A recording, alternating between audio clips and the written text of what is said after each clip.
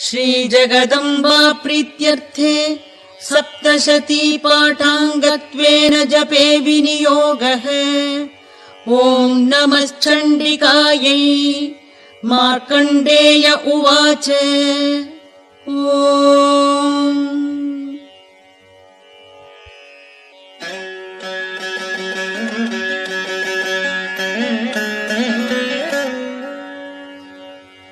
यद्गुह्यं परमं लोके सर्वरक्षाकरं नृणाम् यन्न कस्यचिदाख्यातं तन्मे ब्रूहि पितामह।